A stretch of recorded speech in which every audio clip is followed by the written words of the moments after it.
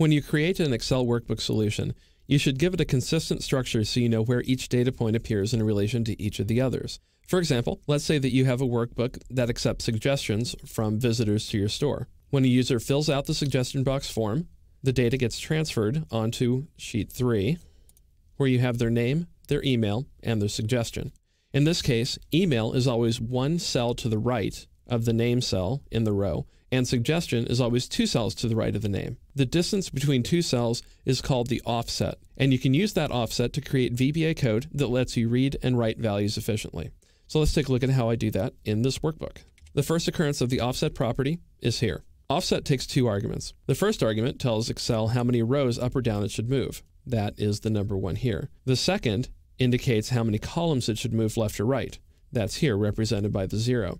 What that means is that this line of code will activate the cell 1 row below and 0 columns to the right or left of the active cell. When you create a reference using offset, for the row, the first value, positive numbers move down and negative numbers move up. So in other words, if this were -1, 0, then Excel would move up a row if it was available. For the columns argument, negative numbers move you to the left, positive numbers move you to the right.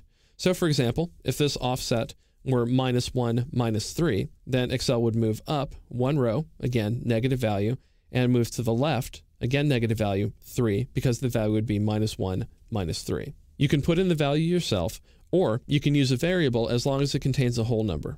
Now let me show you how this works in this particular workbook. If I switch back and fill out the form on sheet 1, here's Kurt.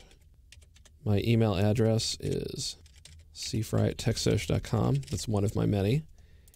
And concur on the cinnamon. Now if I run the macro, Excel adds my values, adds my input to sheet number 3. It put the first item, which was my name, in the first cell, and then it went to the offset of 1 column to the right. That would be offset 01, and finally offset 02, again using this cell as a base, the active cell, the one that has the border around it, to write my suggestion. So looking back at the code, you can see that it's here. After it accepted the values, it wrote my name in the active cell. It wrote my email address in the cell 0 rows up or down and 1 column to the right, and it wrote my suggestion 0 rows up or down and 2 columns to the right. The offset function lets you reference other cells rather than selecting them, so your code runs more quickly. Anytime you need to read or write values from cells that will be a known distance from a given cell, you can activate the target cell and use the offset function to make your code run more quickly.